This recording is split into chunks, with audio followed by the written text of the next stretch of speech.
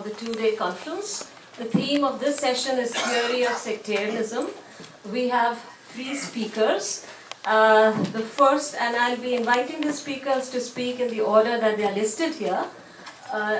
Adrian Pabst, he's a reader in politics, School of Politics and IR, University of Kent. Neera Chandok, former professor, University of Delhi. And David Pan, University of California, Irvine.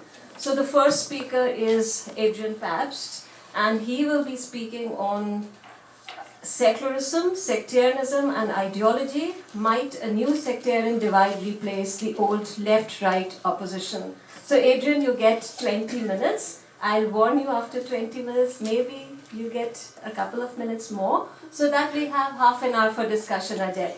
We lost 15 minutes in the morning, so we'll close 15 minutes late. All right? Okay. Want to speak from there? Yeah, sure.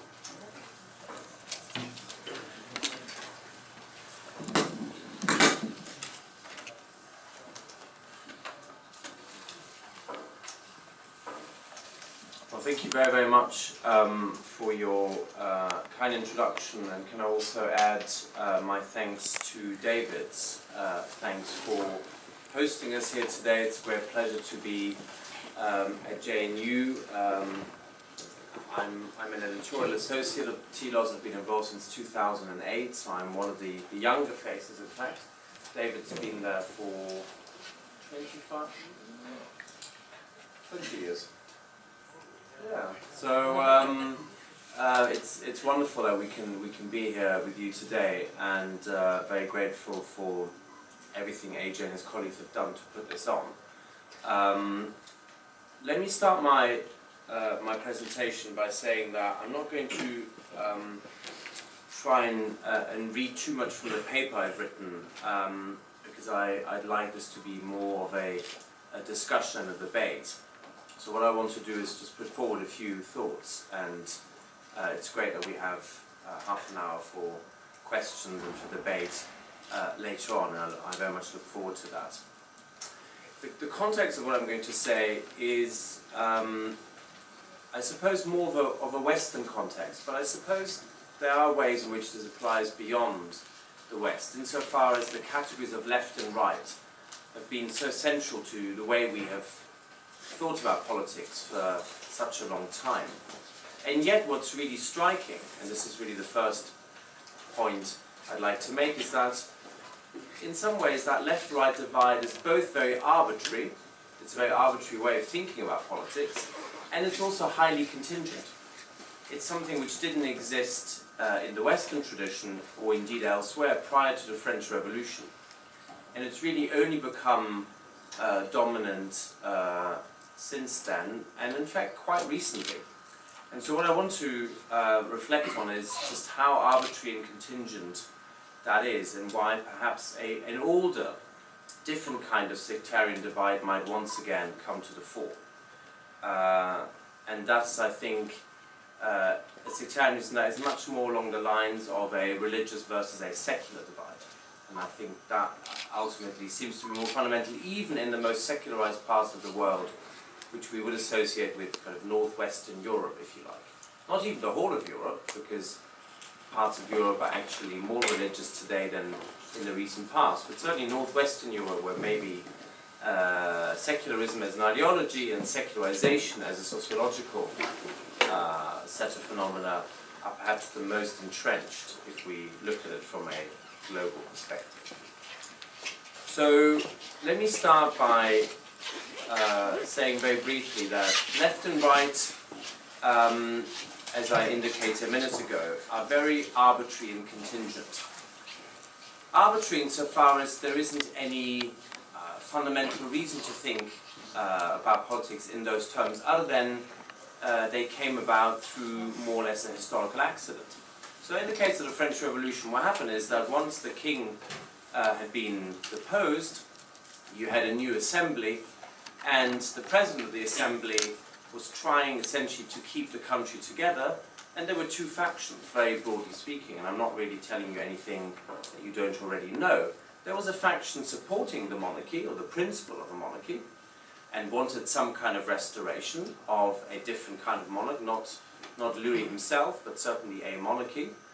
And those people were sitting to the right of the President of the Assembly. And then you had the partisans of a new, more revolutionary type settlement, which would later become the Republic, and they were set to the left. And that's really where left and right come from.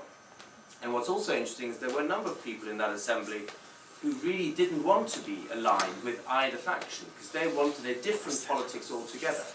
They didn't want the restoration of the monarchy, nor did they want a more revolutionary republic, which they feared already was going to lead to terror, which is of course what happened.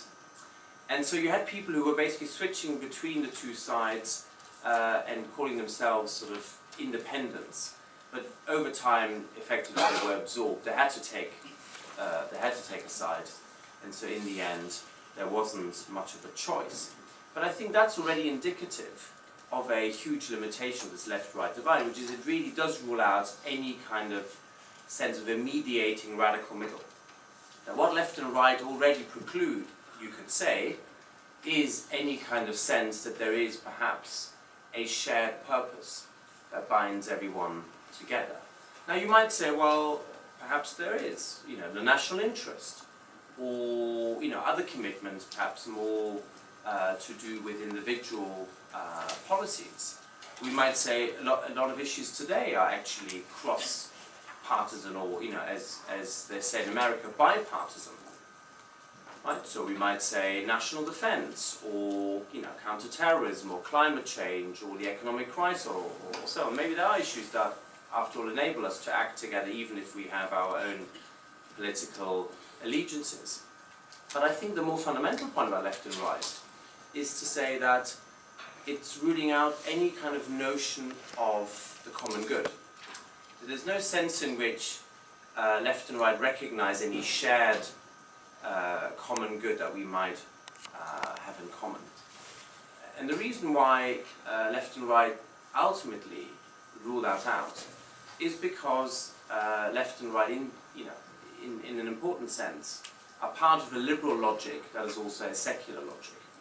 And that's really what I want to focus on a little bit more in the next few minutes in this part of the presentation. So how does that come about? I suppose you could say that the starting point for this argument that left and right are liberal and secular is quite simply that both of them have an anthropology that is very, very distinctly pessimistic, and that rests on the idea that we cannot know what the good is, and even if we could, we couldn't agree on it, and therefore it's best to bracket the good out of any kind of public discussion and just to agree on a set of ground rules, certain procedures, and perhaps only really settle on certain values. So what's the philosophy behind this? In the history, at least, of the, or in the kind of history of the political, of political thinking in the West, you basically get this pessimistic anthropology through two routes. One is the Machiavellian Hobbesian route, where you basically say good and evil are ontologically speaking at the same level, and the only thing that can arbitrate between whether good or evil triumph is power. Okay? I'm giving you, of course, a very crude and somewhat simplistic account, but ultimately power is the one thing that can arbitrate. So you get this in different ways in both Machiavelli and Hobbes, where ultimately sovereignty is invested in the prince or the leviathan, and that is an essential part of trying to avoid the natural state, which is, of course, a state of anarchy and violence, right? The state of nature, as it's so eloquently described in Hobbes. And you need the central sovereign, the prince in Machiavelli or the leviathan in Hobbes, in order to basically have a minimum of security, both internal and external, so that there isn't civil war or an invasion from perhaps an external power. So what we already have with that kind of philosophy is that actually the value of security trumps both liberty and equality or any other value that we might associate with modern political thinking. So security is really the fundamental value that holds it all together. But we'll see that this security is essentially the result of positing a violent state of nature and then putting in place a social contract that merely regulates that violence but doesn't really reconcile or overcome it. So we have essentially an ontology that's pessimistic, that's violent, a state of nature. If we didn't have a social contract, we would all be enemies to one another. And only the social contract essentially can keep security and can have something like peace. But peace is really very negatively defined here as I said, the absence of anarchy and conflict. And this is just a regulation of it, because ultimately that's that social contract, that modern state that comes about in the kind of thinking of Machiavelli and Hobbes that has then taken on the forms that we know today, is essentially the idea that the state can only really impose order through coercion. So coercion trumps any sense of persuasion. The persuasive powers are really secondary to the coercive powers in the case of the modern state. And so that's a really important part. And really what lies behind this, in both Machiavelli and Hobbes, is the idea that people will simply have very different ideas of the good life, will have very different ideas of the common good, and these ideas are not just rival, they're not just, in some sense, incompatible, they're even incommensurable. They're so different that we can't even agree on the terms of debate about what the good might be. And so ultimately, if we can't agree on that, it's much easier to just agree on certain rules, which would be the social contract. But you might say, okay, that's only really a small part of the Western tradition, so why focus so much on it? Aren't there other thinkers that actually try and get us away from this? What about the other modern thinkers such as Rousseau or Kant or perhaps Hegel or others who might not start from a violent state of nature? Well, again, I think the story, of course, is far more complicated than I'm able to summarize it this morning, but I think what's striking about that tradition is actually that Kant himself starts also from a violent state of nature. He pretty much has the same starting point, just ends up in a slightly different place.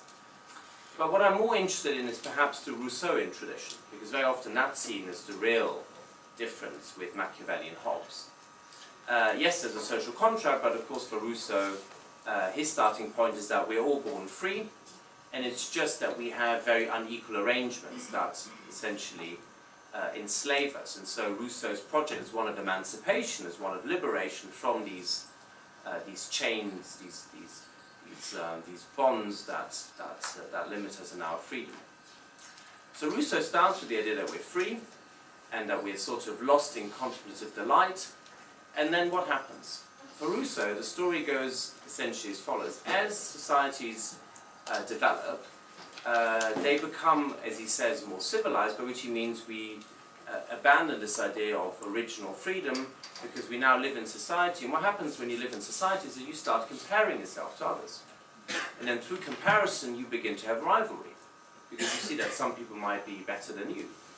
But through rivalry, you don't have conflict. And again, what you need is a social contract to effectively regulate that conflict. That is, in Rousseau's view, also inevitable. So we end up with a social contract, Rousseau, which he then thinks is the best way to have both a measure of freedom, but also an absence of open conflict and violence.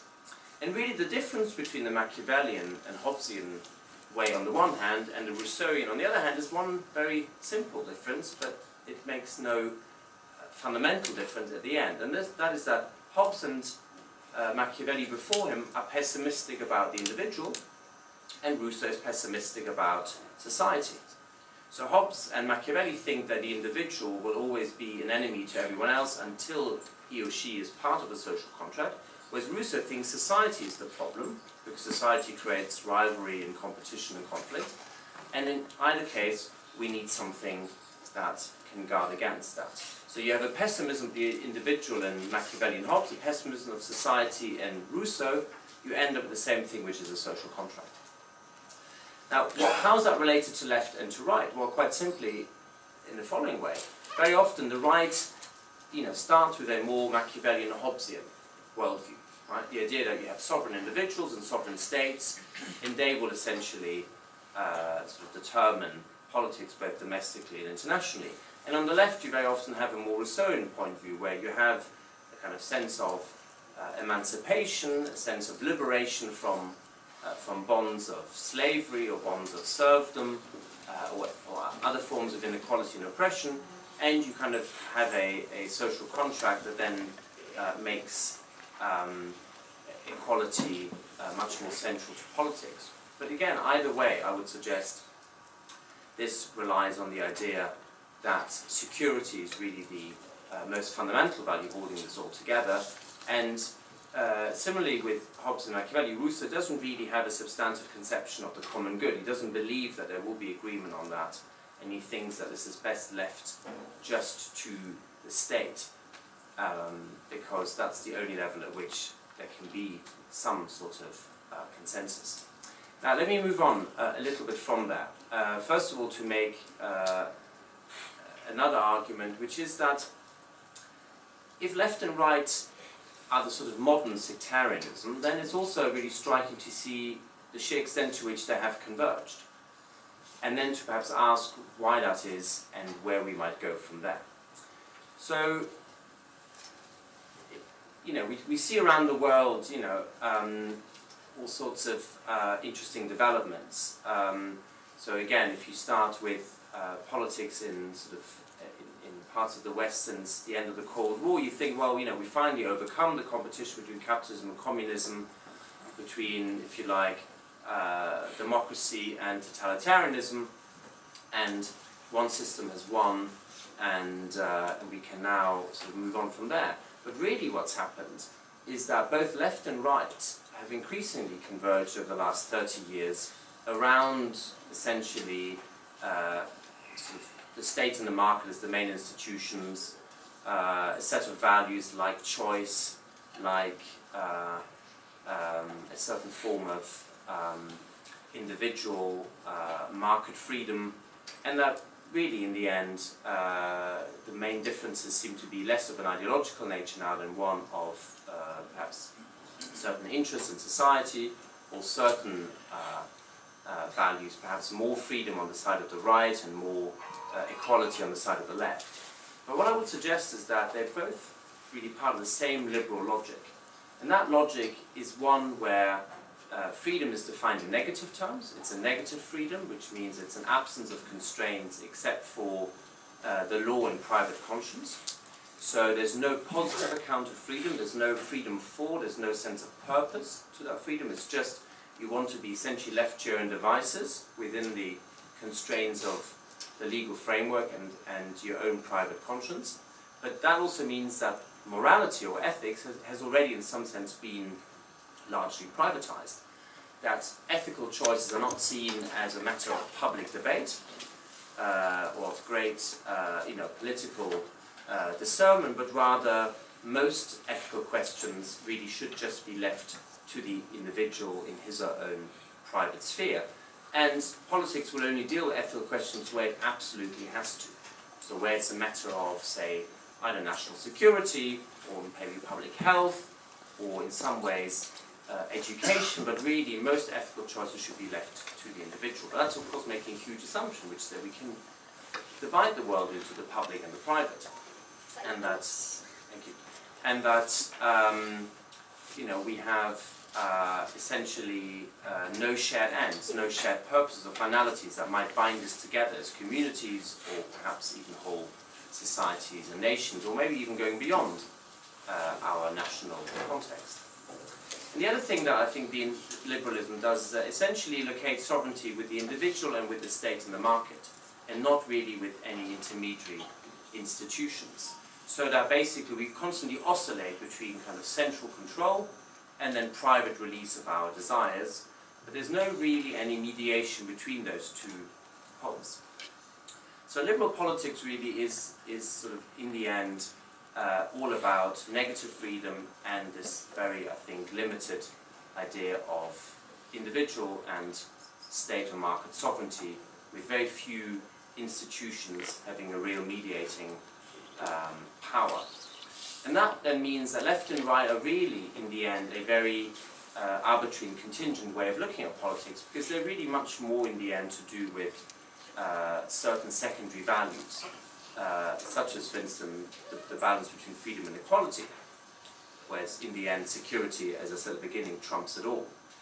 And that's significant because it, as I said, limits our conception of politics quite dramatically.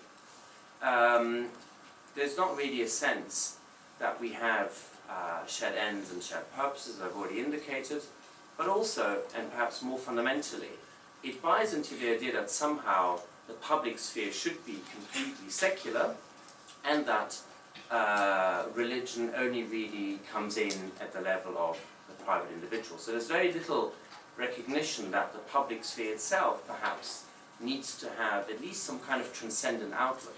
Not an established religion, not some kind of single established faith, or church, or mosque, or temple, or any institution, but at least a kind of outlook onto transcendent ends. And the reason why I think these are important is because most human cultures and societies in the end are governed by a certain transcendent outlook. By which I mean most human cultures and societies have certain notions of justice that go way beyond procedure, that go way beyond certain ground rules. Right? Most cultures and societies have a certain sense of the sacred. Very often a sense that's very widely debated, that's contested, that's certainly not a matter of a full consensus, but at the very least these things are central to societies, to cultures, and also I think to politics, the economy, and indeed to ethics. So without that kind of transcendent outlook, it seems to me that politics is really far more impoverished and ends up being much more a contest of power and interest, rather than a proper discernment of what justice might be, what kind of just order we might want to bring about collectively, and also how the sacred then imposes certain limits or taboos on power, on state power, on market power, and also on the power of the individual, just to transgress these taboos. And these taboos, of course, are very often anthropological. They're not even just a matter of contingent culture at any one point, but these are long-standing human taboos about what is and is not permitted. Whereas left and right, in the end, because they have a negative sense of freedom, and they have no account of the common good or of substantive justice, always fall back essentially on some form of cultural relativism, where values are, any one set of values are just as good as any other, as long as they don't transgress, say, the imperative of security, or they don't transgress the law or our private conscience. So it's a very different way of thinking about politics. And just to conclude, I haven't said much about the new sectarianism, but it seems to me that what's happening in many national contexts, but also perhaps internationally, is that we're now seeing a rather different sort of politics. We're not seeing a politics just of left and right. I think that really is much more obsolete. But we're seeing increasingly either a form of technocracy, kind of ruled by a professional class of people who think they know best and that they can simply dictate to others, or else we're seeing a kind of anti-establishment insurgency and forms of populism that then react very strongly against technocracy, but very often in the name of more atavistic, even ethnocentric, or nationalistic or worse, and that is creating a whole new dynamic. And I think the other sectarian divide we're seeing is, of course, that between secular extremists on the one hand and religious fundamentalists on the other hand. And that is something which you observe very often within different religious traditions or civilizations. So, in the world of Islam, we have a huge contest going on between certain forms of religious extremism, Shia and Sunni on the one hand, but also between more mediating forms like Sufi Islam and some extremists on the other hand. in the Christian world, of course, we have the long-standing sectarian divide between Protestants and Catholics, and that has in some sense transmuted into all sorts of culture wars.